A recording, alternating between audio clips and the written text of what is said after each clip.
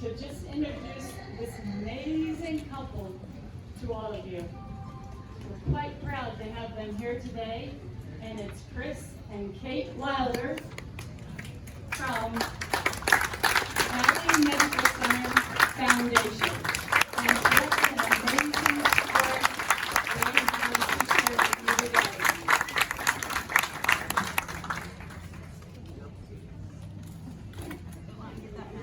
Nice job.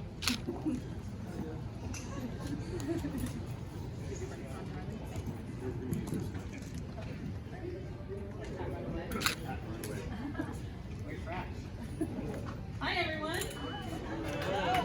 What fun this has been, huh? How about another round of applause for We're so lucky to have them, huh? Well, I'm Kate Emmett Wilder. This is Hi, I'm Chris. my husband. So I thought I'd just tell you a little bit about his stroke, and then we want to do Q&A. Okay, great. So let's see. March 6th of 2021. It was a weekend. We were sitting down to watch TV, and Chris grabbed a drink, walked across the living room, sat down next to me, looked at me, and his face slumped, and he started speaking just gibberish. And I knew immediately he was having a stroke. I asked him to raise both his arms. He could only raise one, and I called 911. It turns out he had a blood clot blocking the main artery to the dominant side of his brain. And this was during COVID, of course. And so I was allowed into the emergency room to be with him, which was wonderful. And they told me they'd have to go in through his artery in his leg and remove it because the medication, the blood thinners were not getting rid of it. So I got sent home. And they told me, he'll be fine, just, we'll check in with you in the morning and tell you what's going on. And at 4 a.m. I got a call, and they told me that he was having a massive brain bleed, that the capillaries in his brain had been starved of oxygen for so long that they became weak. And so when the blood was introduced back in, there was a brain bleed. So they had to go in and do a craniostomy, which is where they remove a little piece of skull to allow your brain to expand. Unfortunately, the swelling was so bad that his brain was very damaged. His left temporal lobe actually had to be removed. And the left temporal lobe is responsible for language, communication, understanding what people are asking you or telling you, memories, and a lot of cognitive stuff like math, which you were never good at, but we're getting better. So Chris was in the ICU, and the doctors told me he's not going to be able to communicate. He may be able to understand you.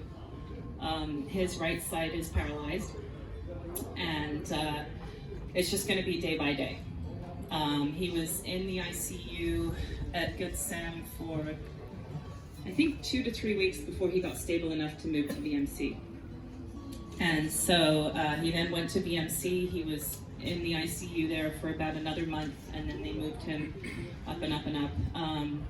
But as just his personality got him through this. He is so positive and so hilarious. And the nurses at VMC were saying, well, we think he's giving us a thumbs up. Like he wasn't conscious yet, but they would ask him, is your name Chris Wilder? And give a thumbs up. And I said, are you imagining that?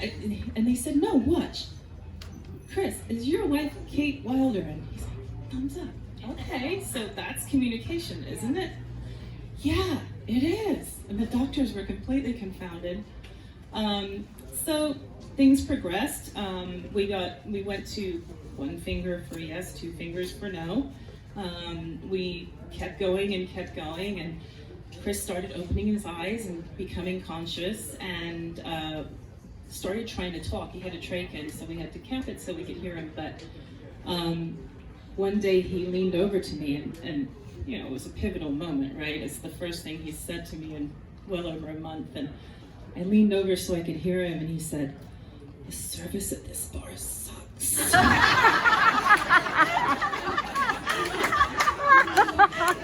I love you would have been nice, but whatever. So it was actually that moment that I was like, yep, he's in there. We're gonna be fine. We are gonna be fine. So thanks to all the medical stuff and rehab therapists and 6 months in hospital, he came home, we made the adjustments, he just works his butt off every day on rehab. And it's been speech rehab, it's been physical rehab, it's been occupational rehab. I mean, it's just, his attitude is great. Every day he wakes up wagging his tail. He's in a lot of pain. I'm sure you guys all go through that too, but it's events like this that make it so worthwhile, because we see how you guys have recovered and we see there's a light at the end of our tunnel, and we're gonna be fine, right? Yep. Hi, everyone. Hi.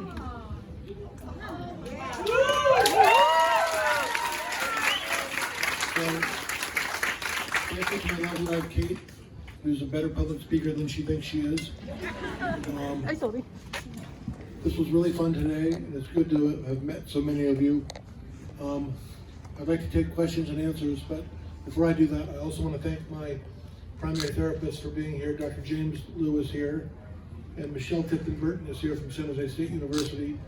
I want to thank them for being part of this wonderful day and for giving me all the work that they've given me for so long. I really owe it to my therapist when I think about how far I've come. And if anyone ever tells you you've plateaued, you can't go any further, don't believe them, because so many doctors and nurses told my wife that I would never be able to do this, I'd never be able to communicate, and I might not even survive, they told her. So when people tell you you can't do it, prove them wrong. That's what I'm trying to do, is just prove people wrong when they tell me I can't do something. So thanks to all of you, and good luck to everybody. If you're thinking about questions and answers, remember, there's no question you can't ask me. Everything is on the table. All right? So.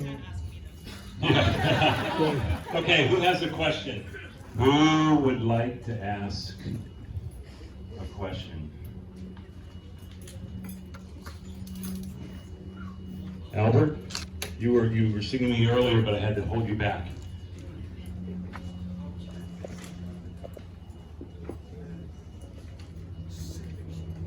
Okay, we'll talk about that in a second. So one of the questions is, how do you think about therapy throughout your day? Are there certain times that you found that you always consistently do it because you get the most out of it that way, or do you change it up? For me, it's really about getting the schedule right with the therapists who come to the house, or when we have to drive to the therapists. And when I'm not doing structured therapy with them, then I'm with my caregiver, and she's helping me through a whole bunch of exercises that we do every day. And I find that it doesn't matter what day it is, just get up and push and go as hard as I can. So, what do you do when you feel like, I'm stuck, today's going to be a tough day? Do you say I'm going to take it off? No, I don't. And if I do, then Michelle Tipton-Burton, who is here somewhere. Where is she? Where is she? Where is she? Michelle had to go. She's probably working with somebody right now. Yeah. She doesn't like when I say things like, I can't do that, Michelle. She says, yes, you can. I've seen you do it. So just try as hard as you can. And some days, I try harder than other days. No, that's not true. I try just as hard every day. Some days I can do more than other days. And if I can't do something, then we'll modify it and do the best I can. That's how it goes. Great. Questions? Yes. I have a question. There's a question I love asking people these days. Is to have a stroke? Because for me, the worst day of my life is when I had a stroke. I like asking people, what was the best day of your life? The best day of my life was when I married this woman behind me.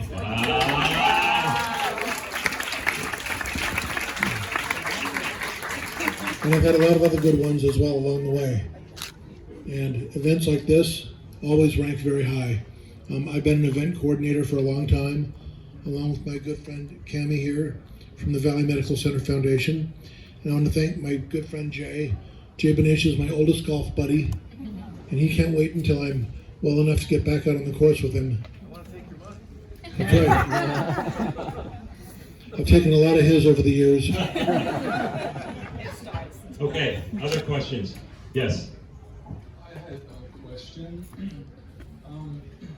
I talked to you guys just earlier today, so my first time to meet you guys, so it's really nice to meet you guys. I know a little bit about your music and golf and your Pinot Noir, which is very nice. Next time, hopefully we all have a glass for next year.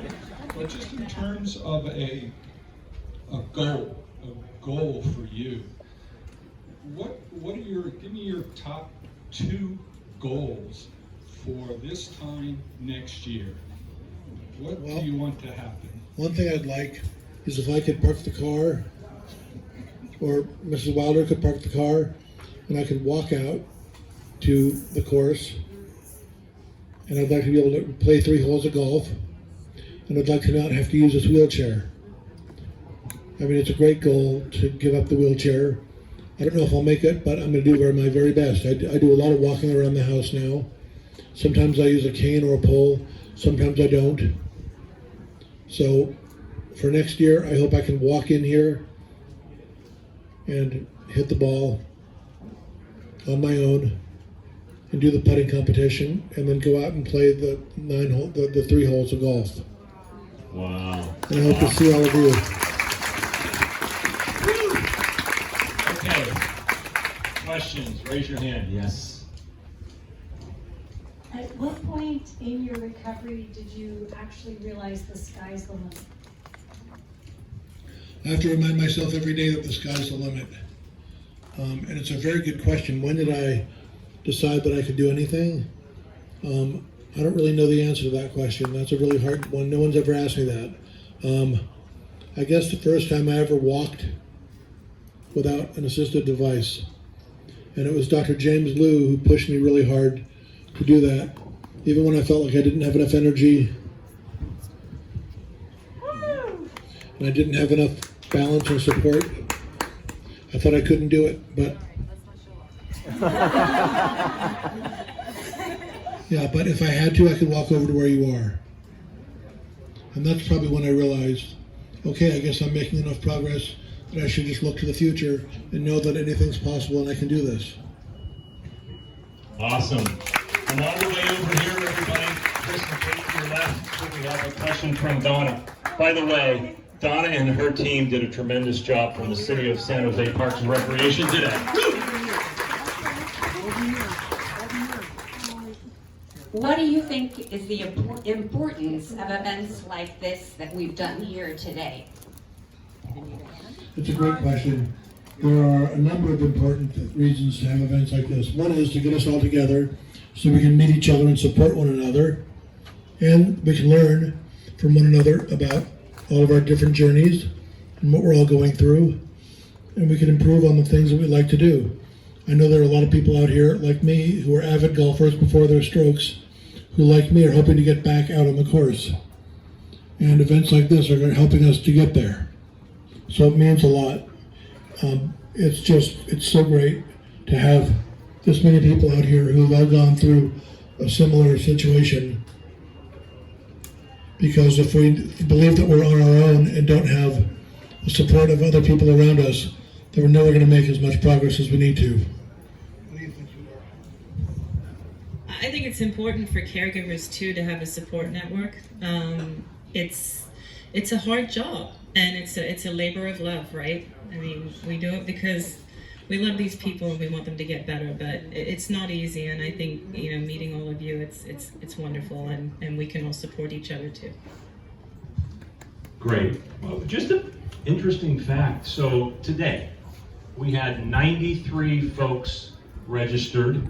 We had, for stroke survivors, just stroke survivors, 60 spouses or caregivers, 50 volunteers, okay, and 32 exhibitors. It's the largest it's ever been. We're up 25% over what it was last year, so give yourselves a round of applause. Okay, another question. We have time for 2 more questions. So, as a therapist, we're always striving to improve. What advice can you give to therapists, what we can do to make it better for you? Great question. I think one of the best things that I've seen is that my therapists continue coming up with innovative things to do with me. And a lot of times it's based on the stuff that I like to do, whether it's golf or playing guitar. They want to figure out, like, there's limited amount of guitar playing I can do because I have full use of this arm. This arm over here doesn't want to cooperate and doesn't want to play the guitar yet. But still, there's things I can do, especially with this hand on the neck of the guitar. And my therapists are always trying to come up with new and innovative things. A lot of time it has to do with motion. A lot of times it has to do with things that I think about. But, you know, keep it fresh, keep it new, and keep pushing.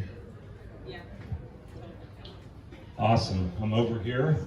Got a question in this area. Haven't had anyone over here. There's one over here.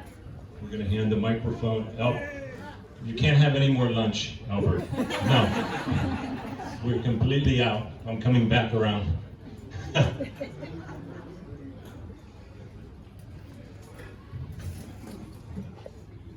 Albert and I are best friends.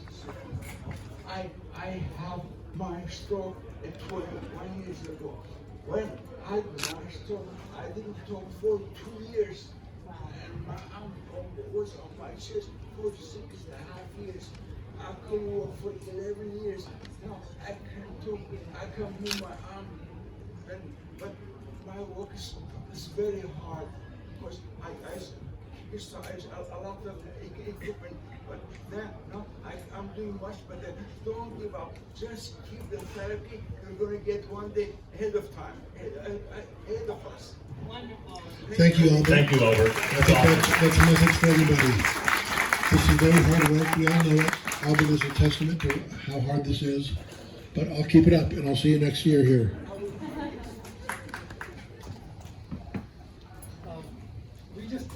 Everybody knows that the stroke survivor and caregiver is kind of a team, work as a team. So my question is that I am a caregiver to my wife for the last 15 years, and from what is your experience that at any moment during this recovery you find that caregiver is not doing enough for you? Is there any moment happened to you? I've been very, very lucky. My caregiver has been terrific. And she comes to the house every day, except weekends, or if we switch things around like today. She's not here. Instead, Mrs. Wilder wanted to be here and had to talk to you all. But my caregiver has been super good, and she's really, we think of her as part of the team. And she really enjoys being part of the therapy team. We ask her to help spot me when I'm doing things that require balance questions. We have her spot me when I walk up my stairs now. She's been great, so I've been lucky. I've been one of the lucky ones. Not everyone is so lucky with their caregivers. I know that. Yeah, that's true. But have you ever felt, I mean, not feel, I see maybe it's my more about a caregiver. Once in a while, I feel that she needs help, but I cannot help because I don't have enough strength to do it. So at that time, sometimes the reaction is that you're not doing enough. So, yeah, I mean, 6'3", right? And I think there's a couple angles to that. One is leverage and angles help a lot, right? I mean, in terms of just when he came home from hospital, we had to physically lift him to do transfers. But if you get your leverage right and your weight and your fulcrum right, you can be a lot more helpful. But you can't hurt yourself either. You have to protect yourself so that you can help the person that you're caring for. And so there's just sometimes, like, I have to work full time. So we do have a caregiver, and we're very lucky that she's been wonderful. But sometimes you just need to have someone so you can have a break and you can go and walk on the beach for an hour and take some deep breaths, because it's hard work. Yeah, that's what I was going to ask. I mean, Kate is a very accomplished executive in the Silicon Valley. And so how do you keep all the plates spinning And what's kind of your personal philosophy that has motivated you? It's been a learning process. I've always had a passion. I train horses. That's what I do when I'm away from work and want to do something fun. And I have 2 horses. Going and riding a few days a week, that's my breathing time. That's my time when I don't think about what I have to do next. For a very long time, and still sometimes I feel guilty when I do it because I'm not taking care of Chris. And so and I have to talk to myself like I'm my sister. Because she always tells me, if you don't put your oxygen mask on first, you can't put it on the person next to you, right? So you have to take care of yourself. You have to take downtime. And you know, it may take some practice not to feel guilty about it or not to feel like you're not doing everything, but you can't do everything long term. And this is a process, right? It's not forever, but we've got to put everything into this and make sure that everything goes in the right direction. And a big part of that is caregivers that have enough energy, you know, and strength. Awesome. Round of applause.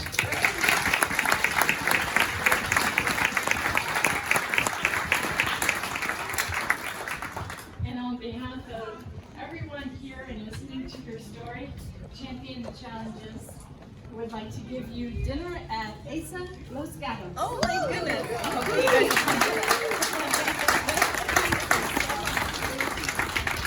Thank you. Incredible story. Thank you all.